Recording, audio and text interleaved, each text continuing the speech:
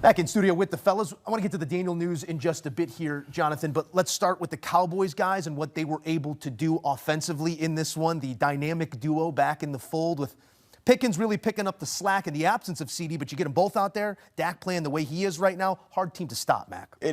Yes. Looking at the numbers, Dak Prescott, 264, 3 touchdowns. Javonte Williams, 116, 1 rushing touchdown. CeeDee Lamb, 118 yards through the air. George Pickens, 82 yards. Fergie, 2 receiving touchdowns. This is a high-level offense in terms of the playmakers. They were already doing video game-like numbers without CeeDee. Now you get CeeDee back in the fold. They just become better. And see, the issue that I was having, guys, with the Dallas Cowboys defensively, with their high-powered offense, you just got to get 4 stops a game. Yeah. That's it. Just get 4 stops. And guess what they did? They got 4. At least 4 today. That's what they need to do because their offense, regardless of who they're going against, guys, they have so many stars. They will provide numbers. It's just up to the defense, Logan, just to get at least 4 stops for them to be in a position that they were in today and winning. And, oh, by the way, when you look at the NFC East in totality, this division is wide open. Put it in the blender. Yeah, you don't know what you're going to do what you're going to get when you put it in the blender, but that's the life they're living now in the NFC East. And if you're Dallas Cowboys fans, you got to like your chances. Mac, I'm glad you pivot the offensive thought here to the defensive side of the ball because, Logan, we know what the Cowboys offense to this point is going to present us. Despite who's out there from a personnel standpoint, 22 points for this defense is a win. It absolutely is a win, and it's because, in my opinion, I'm going to pivot right back to you, Moose. It's CeeDee Lamb. Yeah. I played against this fit. I played against Dak. I played against CeeDee. He is the emotional player for them, right? And injuries, let me put it like this. Injuries aren't always the worst thing for a team because this CeeDee Lamb injury early in the year, it got George Pickens involved. It got Ferguson involved. Now with CeeDee Lamb back, the other players' confidence is up. But don't get it twisted. CeeDee Lamb's the #1 option for Dak Prescott. With him and George Pickens on the field at the same time, it's going to be hard to outscore the Dallas Cowboys. You love when juice can translate from one side of the ball to the other, and it felt like a team feeding off of one another, defense to offense in this one. The news on Jayden Daniels dealing with a hamstring, JJ. What's the latest that we know, and how much of a level of concern should there be with the accrual of injury throughout this season? So I think there has to be a level of concern for Jayden Daniels for the Washington Commanders and his hamstring, and here's why. He got ruled out in that game in the third quarter when the game, while it ultimately became out of reach, was still within reach. We know that hamstrings, not one hamstring is ever created equally. Some guys don't miss a game. Some guys go on injured reserve and have season-ending surgery. We're probably not talking about the extreme. I hope that we understand what I mean by that is when you don't go back into a game that can still be won by your team, that would indicate a level of severity where at least the next week has to be in question. And I think that we remember from last year, Jayden Daniels had the ribs, and he came back and he played through that. But this year he had the knee. And that knee and his legs are so essential to what he does as a quarterback in the NFL that if you again have an injury to the lower part of your body, the hamstring, essential to him, got to look to maybe start Marcus Mariota next week. It looks to take away that +1 effect in the run game, rendered a little less effective here, and again, left the game, did not return an uphill climb for Washington as they drop back-to-back games against Chicago and now Dallas, and the latest in division. Prescott, career at home against the Commanders, little issue, never lost.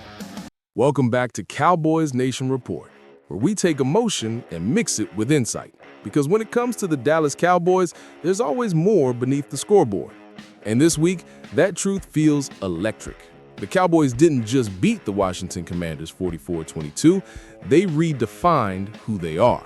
They rediscovered what it means to wear the star. For the first time all season, this team looked complete, confident, connected, dangerous. Everything that makes Cowboys football special was on display. Explosive plays, disciplined defense, emotional swagger, and a fan base that could feel the energy returning to AT&T Stadium. This was not just a bounce back. This was a rebirth. Let's start with the moment everyone's talking about, the 74-yard lightning strike from Dak Prescott to CeeDee Lamb. It was the play that shook the stadium, the kind of highlight that lives in the memory of Cowboys Nation. Lamb, fresh off a 3-game absence with a high ankle sprain, ran a deep crosser, turned upfield, and exploded. Arms raised, stride smooth, energy unstoppable. He was back. Dak dropped it perfectly in stride. and the two connected in a way that reminded everyone just how lethal this duo can be when fully healthy. That play didn't just put points on the board, it set a tone. It said, "We're done being quiet." CeeDee Lamb finished with 5 receptions for 110 yards and 1 touchdown. But more important than the numbers was the attitude, the presence he brought back to the offense. With George Pickens lined up opposite him, defenses can no longer overload one side. You could see how much more confident Dak looked, knowing his full receiving core was intact. Speaking of Dak Prescott, let's give the man credit. He was sharp. He was composed. He was decisive. 21 completions on 30 attempts, 264 yards, and 3 touchdowns. That's efficiency. That's leadership. No panic, no hesitation, no careless turnovers. He played quarterback the way a franchise leader should, reading coverages, trusting his line, delivering with accuracy, and commanding the offense from start to finish. And how about Jake Ferguson? This man is turning into a cornerstone of the new Cowboys offense. 2 touchdowns on Sunday, making him the first tight end in NFL history to reach 50 receptions and 6 TDs in the first 7 games of a season. Think about that. Jason Witten never did that. Dalton Schultz never did that. Jake Ferguson is quietly building a new legacy in Dallas. Reliable, physical, fearless in traffic, and the perfect complement to Dak's rhythm throws. The Cowboys' ground game deserves its share of the spotlight too. Javonte Williams ran with purpose, 116 yards and a touchdown. But more than the stats, it was the style of running that stood out. Low pad level, patient reads, and yards after contact. He gave Schottenheimer's offense the balance it's been missing. When the run game establishes tone, everything else opens up.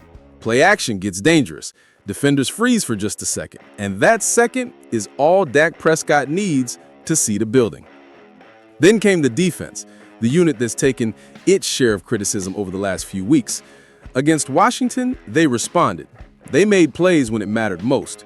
Rookie linebacker Shamar James forced a fumble that swung momentum, and DaRon Bland continued his remarkable streak of making game-changing plays. His 68-yard interception for a touchdown was vintage Cowboys defense. Physical, opportunistic, relentless. Bland now holds the NFL record for the most pick sixes in a 2-year span, and he's doing it with poise and precision. He's not flashy, he's dependable. He's the heartbeat of this secondary. The Commanders, to their credit, were banged up, their top 3 receivers out, and quarterback Jayden Daniels leaving with a hamstring injury. But even before those setbacks, the Cowboys were dictating pace. They controlled the trenches, pressured both quarterbacks, and forced Washington to chase from behind. The defense bent on a few drives, but never broke. They tackled better, communicated better, and finished plays, something they had been missing in earlier losses. And let's not overlook the unsung hero, Brandon Aubrey.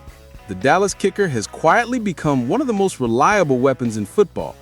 With his 61-yard field goal in the second quarter, he became the first kicker in NFL history to make 5 field goals from beyond 60 yards. That's not just impressive, that's historic. In a league where special teams often swing games, the Cowboys might have the most clutch leg in football. When you put it all together, offense, defense, special teams, you get balance. And balance is what championship teams are built on. Now, zooming out, this victory takes Dallas to 3-3-1. They sit behind the Eagles in the NFC East, but the gap doesn't feel wide. Not anymore, because momentum is back. Confidence is back. The Cowboys are not chasing, they're hunting.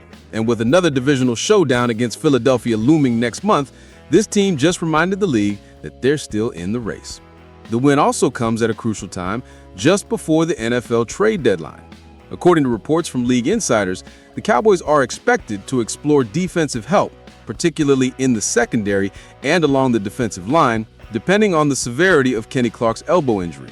Dallas has positioned themselves perfectly, in contention, with assets to move and a roster worth upgrading. This is where leadership matters, and that starts with head coach Brian Schottenheimer. His impact is starting to show, from play calling to sideline communication, from player discipline to offensive identity. His fingerprints are all over this team's evolution. You can feel it, a sense of unity, purpose, and confidence that wasn't there earlier in the season. His relationship with Dak Prescott seems genuine and productive. His trust in young players is paying dividends. and his belief in this roster is contagious. Every sideline shot told the same story. A team that finally feels like a team again. Players smiling, celebrating, encouraging each other. That kind of energy is hard to fake. It's earned through work, through belief, through a locker room that's buying in to one voice. So what did this 44-22 win really mean? It wasn't about revenge. It wasn't just about getting back to 500. It was about rediscovering identity. For weeks, fans wondered what version of the Cowboys would show up, the team that flashes brilliance or the one that fades under pressure. On Sunday, we got our answer. This was a team that imposed its will, trusted its leaders, and reminded everyone why expectations in Dallas are always high sky. It's also a reminder to the league, count the Cowboys out at your own risk. Because when they're healthy, focused, and executing like this, they can beat anyone. Up next, they travel to Denver, a tricky environment with altitude and energy. It's another test of focus and consistency. The challenge now isn't proving they can do it, it's proving they can do it again. That's what separates good teams from great teams. So, Cowboys fans, take a breath and enjoy this one. It's been a roller coaster of a season so far, but nights like this, when the offense hums, the defense attacks, and the special teams deliver, remind you why we believe in the star. Drop your thoughts below. Did this feel like the turning point for Dallas? Is CeeDee Lamb officially back to being the spark this offense needed? Should Jerry Jones make a move before the deadline, or let this group keep building chemistry? Hit that like button if you felt that energy at AT&T Stadium. Subscribe to Cowboys Nation Report for more analysis, insider breakdowns, and every detail that defines America's team. Because this isn't just a reaction, it's a revelation. Dallas didn't just win a football game. They won back their confidence, they won back their identity, they won back their voice. This is Cowboys football. Balanced, fearless, proud. And something tells me this was just the beginning.